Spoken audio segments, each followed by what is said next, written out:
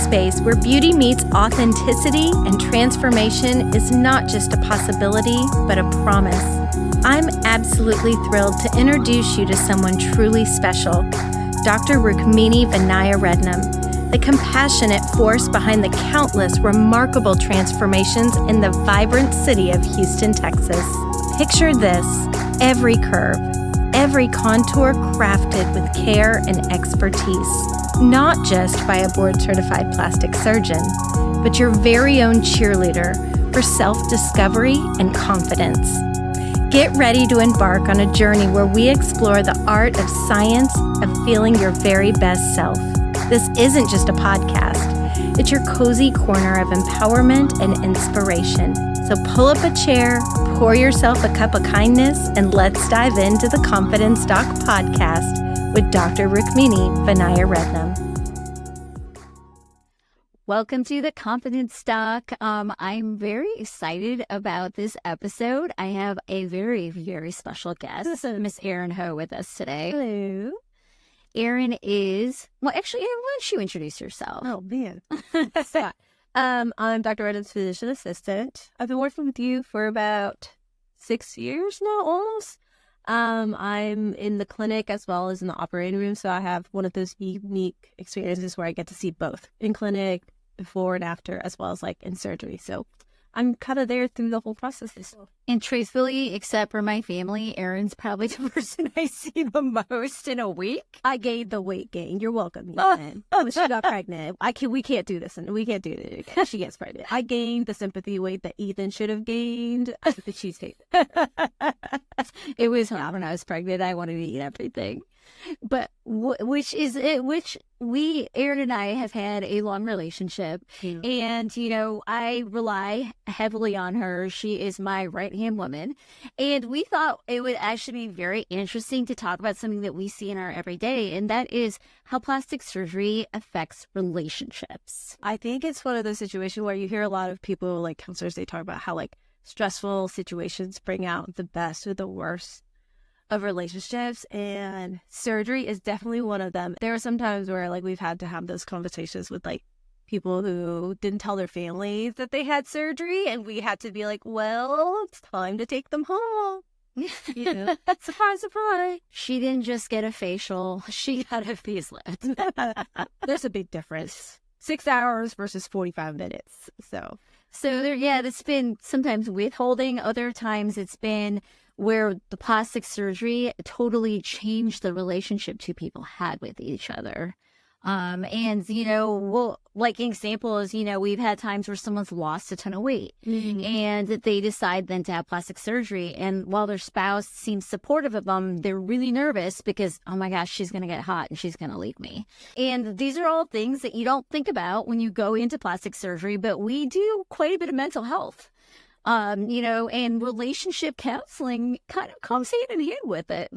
Yeah, there's this TikTok that you had sent me where it was like $50 extra for like the therapy session. I feel like, we're not going to charge for the therapy session, but like sometimes we run late in clinic because half the time it's like going through people's emotional and like social relationship aspects that their surgery kind of brings out. Like you said, that one where it's like, some husbands, they don't feel comfortable, or some partners don't feel comfortable. And then there's some where they completely walk away from their family, especially with the gender reaffirming surgeries and stuff like that. We've heard some really great stories, and then we've also had some really sad stories. And so I do think surgery just brings out the best and the worst of relationships. It really shows people do for better or for worse in some. And in some cases, it's also your relationship to yourself, right? So it changes that relationship. And sometimes, I would say majority of the time, it is a positive change, right? We see people who feel more confident. We see people who, we had someone today who was like, my husband's like, can you leave the house without showing your belly anymore? And she goes, absolutely not. And she's like, it requires me to show my belly now. And, we love that. But there are some times where even though everyone else will see see that, hey, this has been a positive change, that sometimes it actually can backfire. And while it's not as common, we see some people who struggle where they can't enjoy their results. Yeah. I think what you think other people see you or how you see yourself can be completely different from how, like, plastic surgeon can look at you. And, like, we can analytically say this is symmetric, this is not symmetric, this has good definition, not good definition. But at the end of the day, if you look in the mirror and you are sculpted, you work out 6 days a week, you know, you have good body mass, you're healthy, you're athletic. But if you look in the mirror and you still don't love who you are, I think that's one of the hardest parts of plastic surgery, because no amount of surgery is gonna help that. Yeah. And that, I mean, I had to, like, go through that too, especially, like, my family, everyone is super tiny, super skinny, and I'm just a little bit bigger. And so growing up, just, like, having to, like, love yourself a little bit more, or giving yourself that little grace, be like, I'm never gonna be like my sister who is 0. She's like a size 0 all her life. She's super tiny. I'm just never gonna look like her. And but that's not me.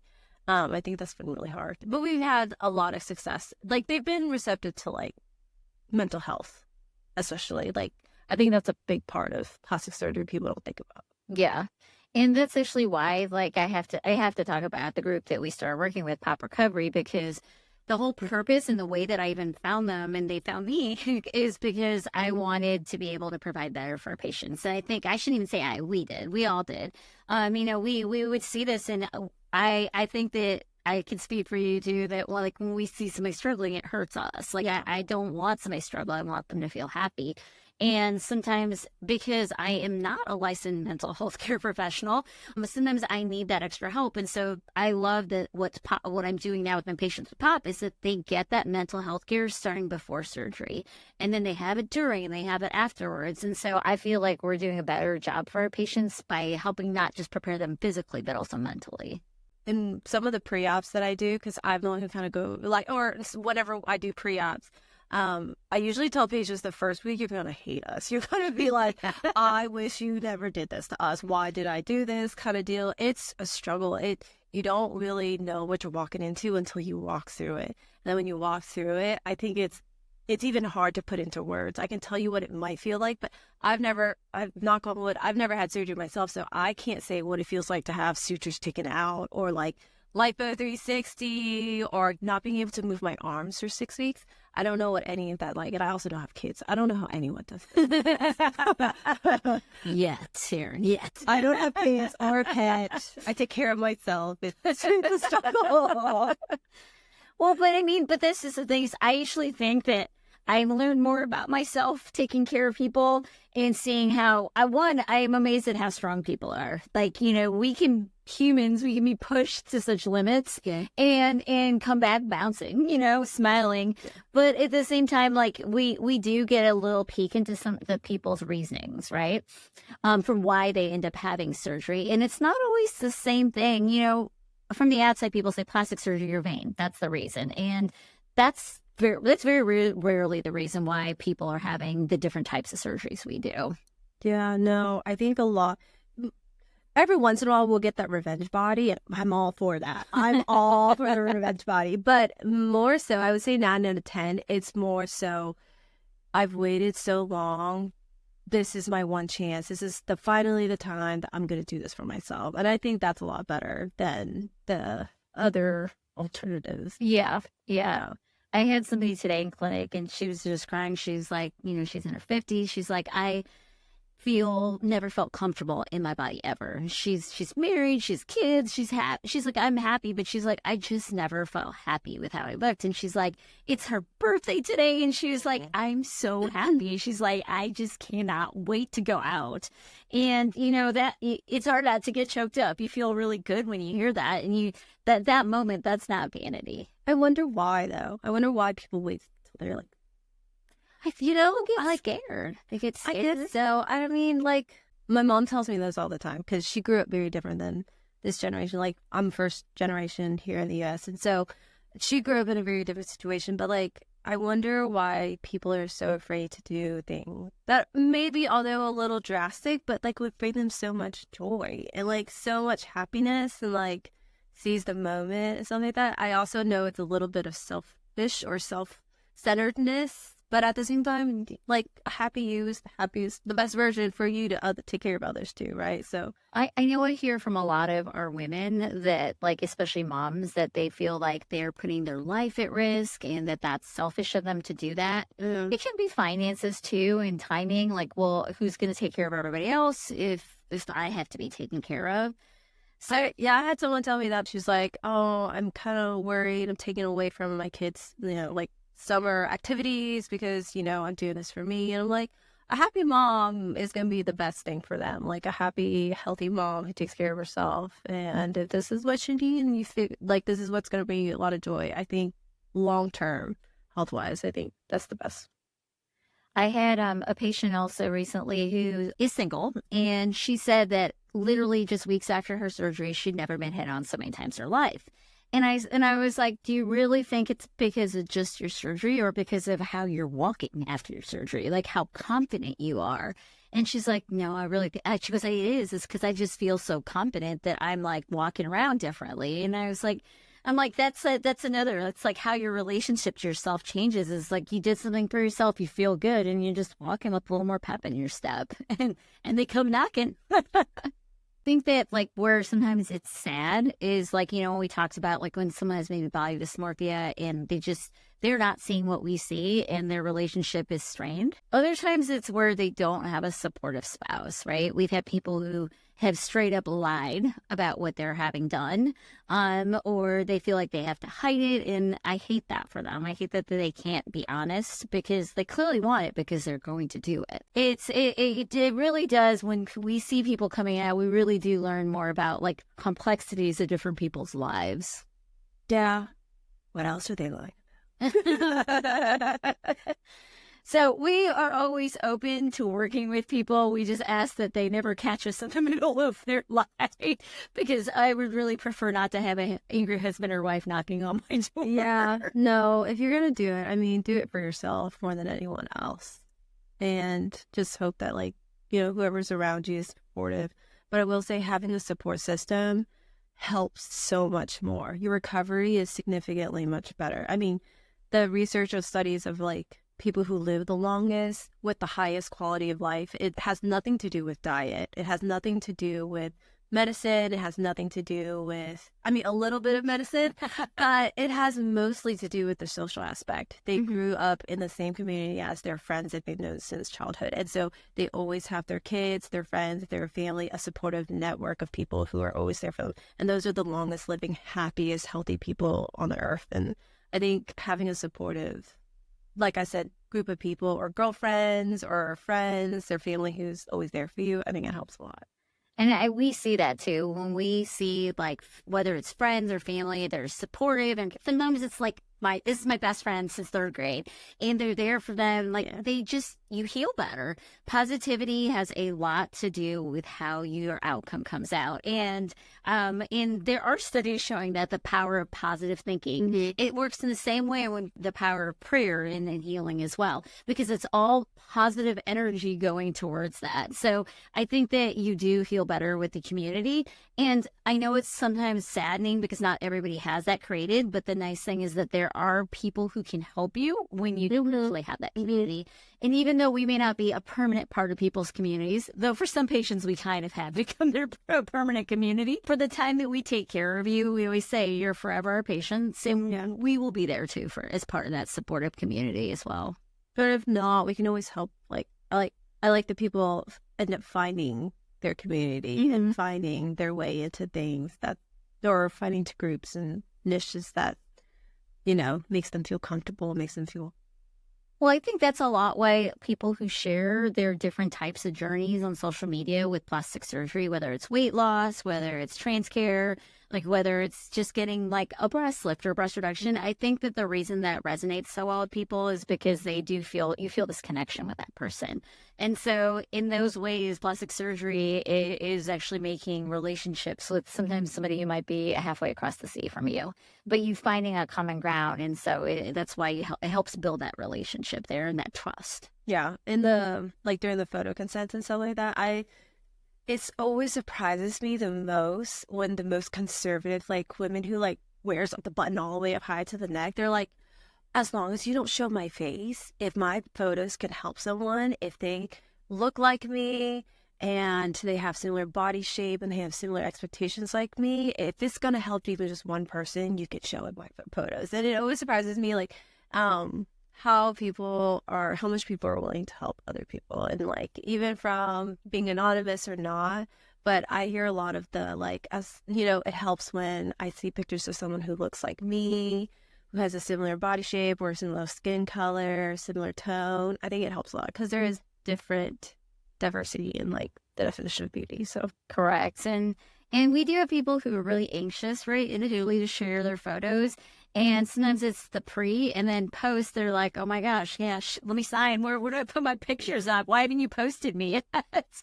And so we like seeing that as well. We never try to pressure anybody. It is your choice to share your photos. It's very personal. But I would say the vast majority of our patients are usually really happy to share for that exact reason, is they want to make somebody else feel good. And to me, that is a beautiful thing about people, right? Like, that's beautiful that it's not really for you. It's to help somebody else. the befores and afters are awesome too. Everyone wants their befores and afters. Mm-hmm. You forget too. We forget. Yeah, we forget. Yeah. It's like, we forget sometimes too. It's fun. Speaking of relationships, I think that you actually has to go hand in hand that how does this change people's sexual life afterwards, right? We will laugh because sometimes people are like a week out and they're like, when can I have sex again? I'm like, take a break. Vanilla. And I have had some very interesting conversations. It does make me feel good because it makes me realize that people feel super comfortable with us. Because there's no like, I'm going to ask you this. It just comes out. Right? Oh, it's like, it kind of like hits you left field. Like, am I allowed to shower? Am I allowed to take medication? Oh, when can I have sex? Like balls to the wall sex. And I was like, oh, I blush a little bit. I'm Asian. It's hard to get involved. But we literally, well, that's exactly what I say. I'm like, listen, vanilla, boring. And I'm like, if you can't wait, every once in a while, other people are like, could it be longer? Could we not? Well, everyone's got different relationships. Yeah. But it is funny. People are like ready to try out the new things. We've had some people who said that they've even felt like after a tummy tuck that angles of things have changed. And we definitely do not touch anything in that area. Not internally, but it can be that when we pull things up and we're making your mons area, your pubic area, more attractive looking and lifting it, that it just makes things, the best way I'm going to say this for making it PG is more accessible, right? And so I think that's part of it, but also like, I think part of that confidence and like you walking with an extra pep in your step, if you feel good and you can walk into a room and start like, taking stuff off like that, I think that part in itself, and you don't feel self-conscious, especially when you're naked, when you're most vulnerable. I think when you stop thinking about those things, sex becomes so much more enjoyable when you're not thinking about other things and stuff like that. Well, and we know from studies and just for being women that for women, sex, a lot of it is mental. The mental part of it is just as important. And I'm not discounting that men don't think with their brains during sex too, but but at the same time, it's like, yeah, if you feel more confident, then maybe everything's just you're just going to loosen up and things change that way. So I would be more adventurous and like, Yeah, but for the average person, we would recommend no sex for 6 weeks, depending on what you're having done. If you're having fillers, that's excessive. But if you're having body work, if you're having a facelift, these are all things. And despite what some patients say, it does not matter what your sexual orientation is. Because I also had a patient point out, oh, we're gay. I'm like, I'm aware, but it's still, no sex means no sex. And it's just because at the end of the day, it raises your blood pressure, gets your heart rate up, and so it means it would increase your swelling from a surgical standpoint, and it potentially increases the risk for you bleeding and bruising as well. And we just don't, we took time, we want to make things perfect, and we just don't want things getting knocked about that shouldn't be. No squeezing, just got to think of your body's your temple at that moment, and you just got to give the temple a rest for a little bit of time. Scars take time. Cutting is easy and cutting is fast, but I think scars take a lot longer, and like the whole process of how scars form and how it changes through like 12 months is just really interesting because you really do see like the transformation of scars. but it does take a while to be patient for it to heal. Even though externally it looks great, like sometimes I'll look at a scar and I'd be like, oh, that looks great. But internally I'm like, oh, I can bust any moment right now. And Yeah. you still have to like baby it. You still have to take care of it and stuff like that. And we get a lot of times, we talk about everything in detail before surgery, and people will come in at 3 weeks and be like, so what, so my restriction, like, it's kind of that in there. I'm like, no, it's 6 weeks. It does not change because you feel great. Like it is 6 weeks no matter what. And it's just because we can't speed up how you heal. And everybody goes through the same timeline of healing internally. And so that's why it's like, you just have to find other things to do in the meantime. You can masturbate. I mean, there's lots of toys out there. I've gone to a lot of bachelorette parties in the past, like, 2 years. I'm going to baby showers this year. It's not fun. Last year was a lot more fun. But the bachelorette parties were great. Toys. You can read a book. You can cook dinner. Oh, yeah. Bridgerton. Hello. Exactly. Season 2 is my favorite. But yeah, so there's a lot you can be doing otherwise. And because the end goal is for you to be doing everything all the time, whenever you want to be doing it. Right. So it takes some patience. Surgery is not immediate. And, just like, and even all those changes we say with relationships, that stuff takes time too. It takes time not for you just to get used to your new body, but your family. And, if you have a partner, for them to get used to it. And so sometimes that can be a secondary exciting part of surgery, is that now you've got like this whole new person. Yeah. Yeah. A little.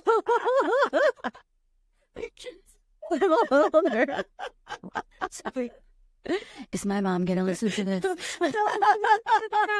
Oh my god! Oh, that really got me going. Kathy Ho in the house. If she ever listens to that, oh my god! Don't worry, I don't. My mom is a character, and she's my favorite story. My mom is when she thought I was sneaking out to go see a boy when I was going to work. Oh, yeah. This is like when she's been working. I've been working here for at least like 3 or 4 years now. And we got called in to work for it was like in the middle of the night. Yeah. 1:30. Yeah. At this point, I was still staying with my parents. And I kind of like just ran out the door.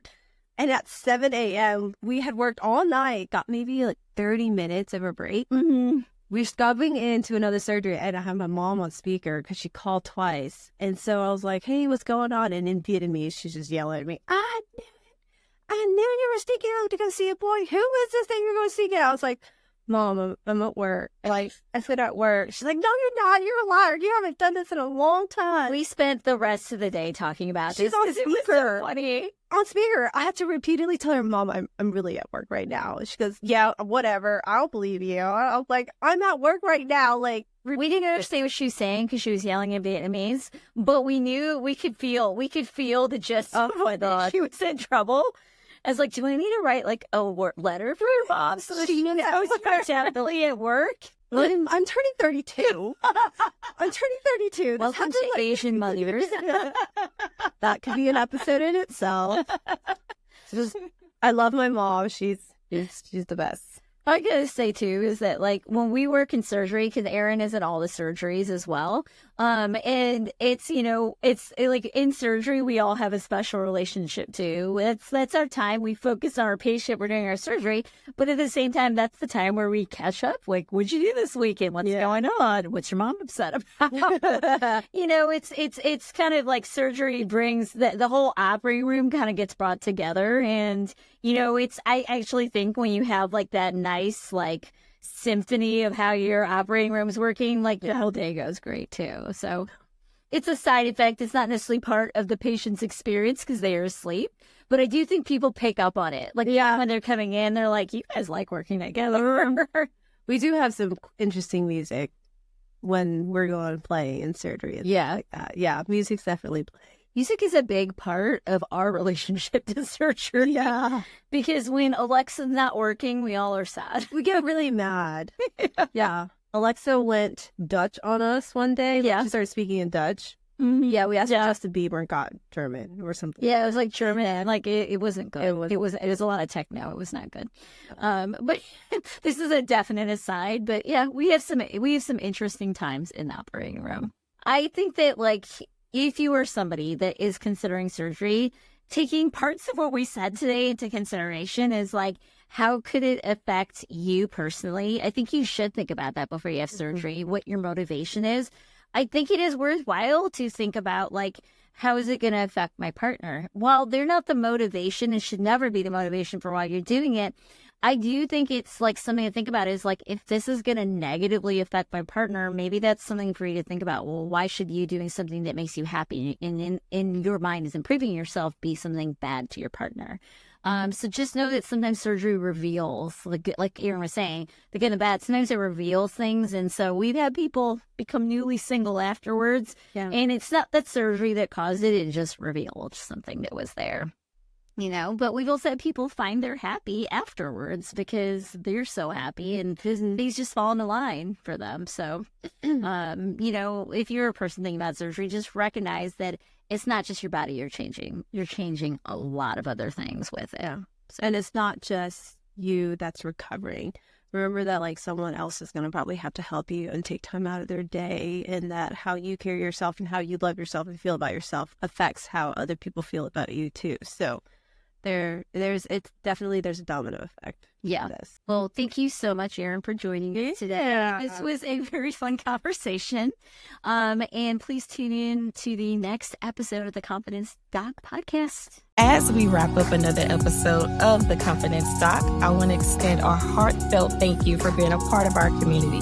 If today's conversation resonated with you, remember that Dr. Rednam and her team are here to support you on your journey to self-confidence and beauty. Your story is unique, and it's our privilege to help you create the masterpiece that is your life.